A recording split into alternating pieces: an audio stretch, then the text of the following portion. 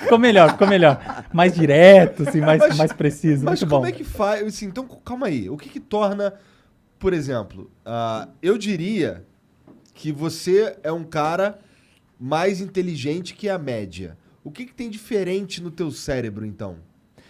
Eu não vou me colocar nessa posição, tá? Eu vou dizer o seguinte. Quem colocou foi ele, na Tá, real, então eu não vou responder em primeira pessoa, Tá. porque eu tenho minhas dúvidas. Mas vamos lá.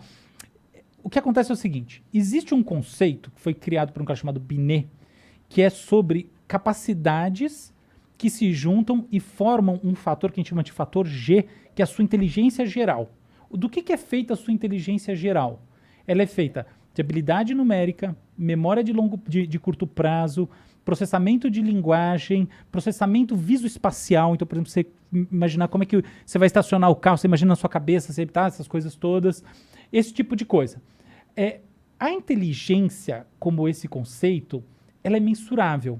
Então, efetivamente, os testes, para um teste de QI, eles medem alguma coisa e isso que é medido está correlacionado com o funcionamento neural, tá? Então, você tem, de fato, por exemplo, você faz estudos com eletroencefalografia, que são ondas na verdade, padrões elétricos do cérebro que a gente mede através de ondas, e a gente vê algumas assinaturas que têm a ver com essas medidas que são feitas no teste, tá? Então, você faz o aplicativo, testa lá, papapá, aí você vê que tem alguma coisa na biologia que se correlaciona. A correlação não é muito precisa, tá? Mas existe algum nível de correlação, sim.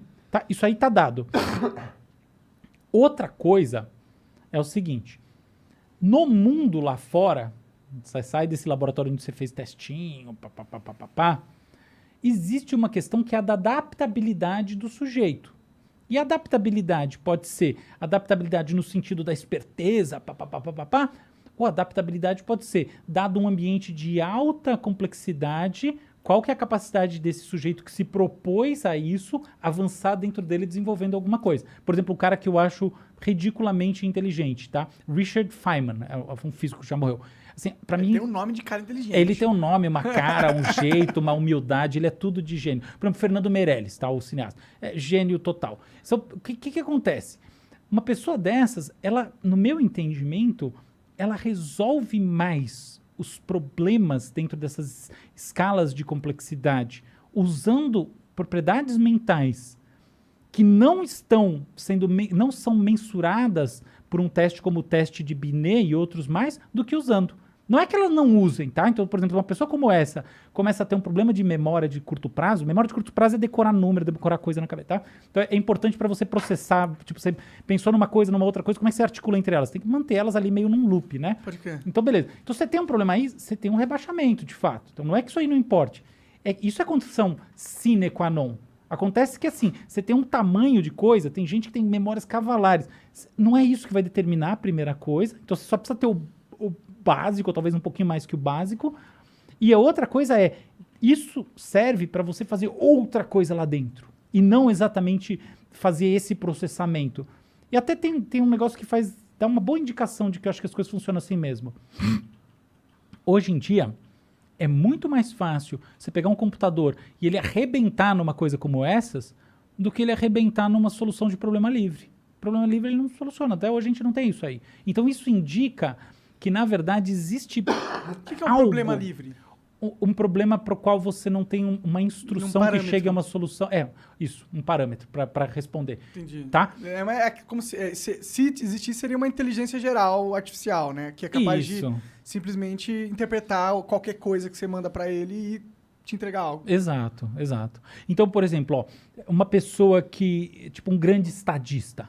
Um grande estadista, no final das contas, vai ter uma propriedade, em geral, que é da acuidade decisória. Acuidade decisória, para mim, é um negócio, assim, absolutamente importante para essa tal inteligência no mundo real. E a gente chama, eu prefiro chamar isso de inteligência ecológica. Ecológico parece que você está falando, né? Mas inteligência ecológica quer dizer, do mundo em que as pessoas estão inseridas, ou qualquer outro ser que está inserido. Acuidade decisória. Cara, eu conheço pessoas com acuidades decisórias insanas. A pessoa fala, não, aqui é estrategista de tomar decisão. Aí você pergunta para a pessoa, ela não necessariamente vai trazer para você uma resposta que reflete um pensamento 100% analítico. Você fala, porque ela é intuitiva. Pode ser, Mas às vezes não é isso, às vezes é outra coisa, às vezes ela é afetiva. Eu não quero, sabe? Eu acho que não importa isso. Até legal essa discussão, mas não é o que importa. O que importa é, não necessariamente ela pensa igual ao computador. Ela tem acuidade.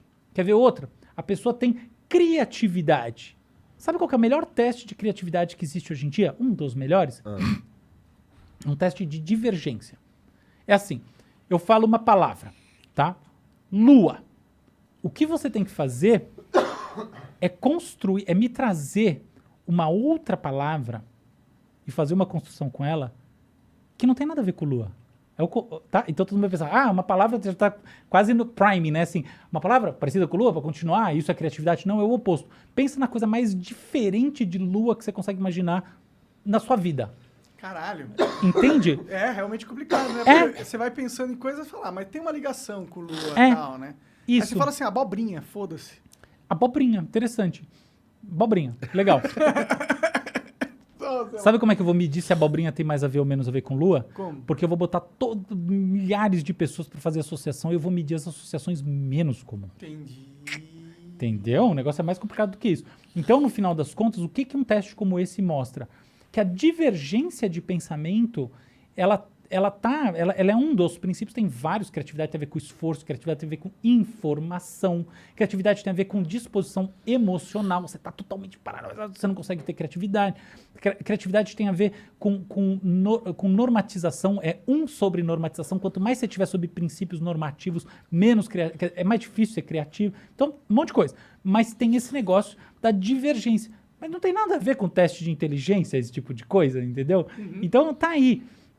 Existe uma nova linha de pensamento que quer meio que tirar um pouco do poder ou da credibilidade que os testes de QI têm.